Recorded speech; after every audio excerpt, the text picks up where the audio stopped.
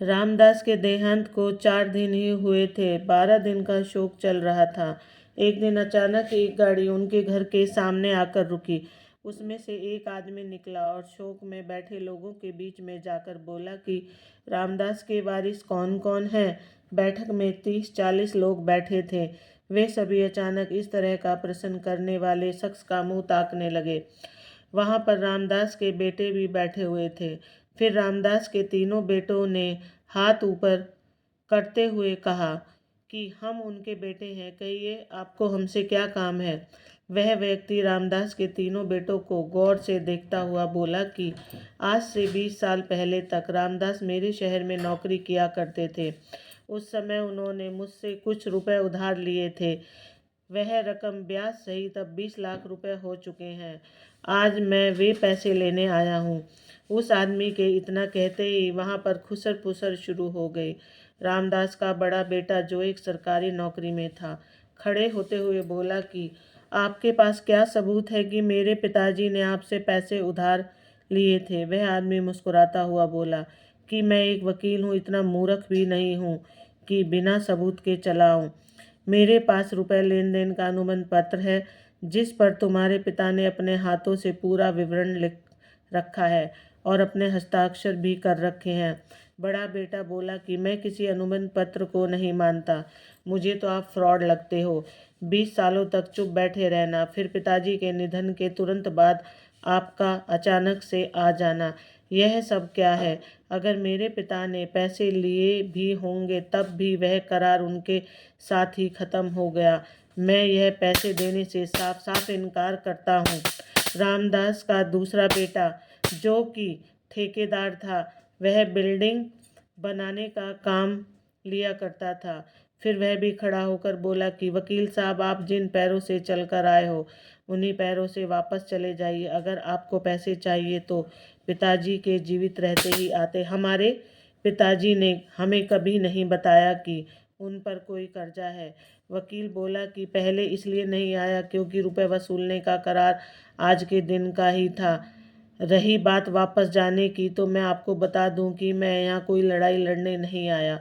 यहाँ से चुपचाप चला जाऊंगा, लेकिन अगर आप लोगों को अपने पिता का कर्ज देने से इनकार करते हो तो मैं कोर्ट का दरवाज़ा खटखटाऊंगा। मगर मेरे रामदास जी के साथ अच्छे संबंध थे। मैं नहीं चाहता कि उनकी मृत्यु के बाद उनकी इज्जत उछाली जाए, इसलिए मैं आप लोगों को कुछ रियायत दे दूंगा। मगर तुम लोग कर्जा देने के लिए हाँ तो कहो। तीनों बेटे चुपचाप रहे, किसी ने भी कर्जा चुकाने की हिम्मत नहीं दिखाई। वकील फिर से बोला कि यहाँ पर तुम्हारे समाज के लोग बैठे हैं, रिश्तेदार भी बैठे हैं, क्या तुम लोगों को अपने पिता की इज्जत प्यारी नहीं है। अचानक रामदास का छोटा बेटा दिनेश खड़ा होकर बोला कि आप सबूत दिखाइए, मैं पिताजी का कर्जा चुकाने के लिए तैयार हूँ। उसके इतना कहते ही उसकी पत्नी, जो अन्य औरतों के साथ दरवाजे पर खड़ी होकर पूरी बात सुन रही थी, समझ रही थी, जल्दी से बाहर आई और फिर अपने पति का हाथ पकड़कर अंदर ले गई और बोली कि यह आप क्या कह रहे हो, इतनी बड़ी रकम कहाँ से चुका दोगे। हमारे पास तो 20,000 भी नहीं है। आपके भाई पूरी तरह से संपन्न होकर भी चुप बैठे हैं, फिर आप क्यों अपने ऊपर अपने पिताजी का कर्जा चुकाने का इतना बड़ा बोझ ले रहे हो। दिनेश के पास बस थोड़ी सी जमीन ही थी और वह छोटा मोटा काम करके अपने घर का गुजारा कर लिया करता था। उसी में पति पत्नी किसी तरह से अपनी जिंदगी गुजार रहे थे। दिनेश के दोनों बड़े भाई अच्छे सुखी संपन्न थे और ऐशो आराम से अपनी ज़िंदगी जी रहे थे। एक भाई की सरकारी नौकरी थी और दूसरे भाई का भी अच्छा खासा कारोबार था। पिताजी ने अपने जीते जी दोनों को खड़ा कर दिया था और छोटे भाई दिनेश की जिम्मेदारी दोनों बड़े भाइयों को सौंप दी थी, क्योंकि पिताजी की तबीयत खराब रहने लगी थी। लेकिन दोनों भाइयों ने कभी भी अपनी जिम्मेदारी नहीं समझी और अपनी अपनी ज़िंदगी में मस्त हो गए। ना तो उन्होंने दिनेश को कोई कारोबार कराया और ना ही उसकी कभी किसी प्रकार से आर्थिक मदद की। दिनेश ने भी अपने भाइयों से कभी कोई शिकायत नहीं की। ऊपर वाले ने उसे जिस हाल में रखा वह उसी हाल में मेहनत करके अपनी ज़िंदगी व्यतीत कर रहा था।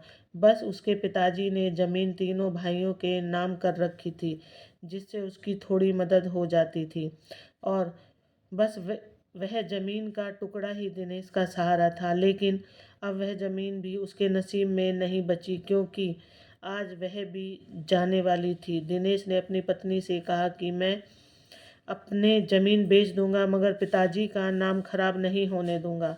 दिनेश की पत्नी आंखों में आंसू भरकर बोली कि आपकी इसी आदत के कारण हम लोग गरीब हैं। भगवान के लिए उस ज़मीन को मत बेचिए। अगर ज़मीन बिक गई तो हम लोग भूखे मर जाएंगे। उसी के सहारे तो हमारे दिन कट रहे हैं। वह पत्नी के कंधे पर हाथ रखते हुए बोला कि तुम हर सुख दुख में मेरा साथ दिया है। आज पिताजी की इज्जत का सवाल है। क्या तुम यह चाहोगी कि जीवन भर पूरे गांव के सामने मैं सर झुकाकर चलूं? तुम हमेशा मुझे सच्चा मर्द कहते आई हो, फिर आज तुम्हें क्या हो गया? क्यों मुझे नामर्द बनाने पर तुली हो? इतना सुनते ही अचानक पत्नी के तेवर बदल गए। वह गर्व के साथ बोली, मुझे माफ़ कर दो जी, आप जाओ, पहले परिवार की इज्जत बचाओ। रही बात पेट भरने की, उसके लिए मुझे आपके बाजुओं पर भरोसा है। आप हमें भूखे पेट नहीं सोने दोगे। फिर दिनेश डबल जोश में वापस बैठक में आ गया। लोग अब भी धीमी धीमी आवाज़ में खुसर फुसर कर रहे थे। वकील मुस्कुराते हुए बोला कि अब भी पिताजी का कर्ज चुकाने के लिए तैयार हो, या पत्नी ने तुम्हारा पेच कस दिया? दिनेश मुस्कुराते हुए बोला कि वह एक मर्द की पत्नी है। वकील साहब, आप सबूत दिखाइए। मैं कर्ज चुकाने के लिए तैयार हूँ। हाँ, मेरे पास पैसे नहीं हैं, मगर मैं आपको अपने हिस्से की ज़मीन दे दूँगा, मगर पिताजी का कर्ज नहीं रहने दूँगा। वकील ने एक बार फिर दिनेश के बड़े भाइयों की तरफ देखा, फिर कहा कि क्या तुम लोग अपने छोटे भाई का साथ नहीं दोगे? दोनों भाई निर्जन की तरह सिर झुकाकर बैठे रहे। कोई जवाब नहीं दिया। वकील बोला कि आज से 20 साल पहले मैंने और रामदास जी ने मिलकर कुछ शेयर खरीदे थे। उस समय उनकी कीमत 20,000 रुपये थी। शेयर खरीदते वक्त यह तय हुआ था कि दोनों में से किसी एक की मृत्यु होते ही शेयर बेच दिए जाएंगे, और जो रकम मृतक के हिस्से में आएगी वह जीवित हिस्सेदार उसके योग्य संतान तक पहुंचाएगा। जीवित हिस्सेदार के पास उस समय के हालातों को देखते हुए यह पूरा अधिकार होगा कि वह हिस्से की रकम सभी बेटों में बराबर बांटे या किसी एक को दे दे। यह उसकी मर्जी पर निर्भर करेगा। वकील आगे बोला, चूंकि मैं ही वह जीवित हिस्सेदार हूँ और मेरे पास पूरा अधिकार है कि रामदास का वह हिस्सा मैं किसी को भी दे सकता हूँ, इसलिए मैंने कर्ज का नाटक किया। उन पर कोई कर्ज नहीं है, बल्कि शेयर बेचने के बाद और टैक्स कटने के बाद कुल 20 लाख रुपए उनके हिस्से में आए हैं, और वह 20 लाख रुपए मैं रामदास जी के छोटे बेटे दिनेश को देने की घोषणा करता हूँ, क्योंकि दिनेश ही उन रुपयों का सच्चा हकदार है। जो बेटे पिता का ऋण चुकाना अपना कर्तव्य नहीं समझते, उनका पिता की संपत्ति में भी कोई हक नहीं बनता। इतना सुनते ही सभी लोग आश्चर्यचकित रह गए और रामदास के दोनों बड़े बेटों का मुंह उतर गया। उनकी पत्नियां कुछ देर पहले अपने देवर को मूर्ख समझ रही थीं, अब वे अपनी पत्नियों को खा जाने वाली दृष्टि से देख रही थी। वकील के इशारा करते ही उनके आदमी 2 बड़े सूटकेस उठाकर लाए और उन्हें दिनेश को थमा दिया। यह देखकर वहां विराजमान लोगों ने तालियां बजाकर दिनेश का स्वागत किया।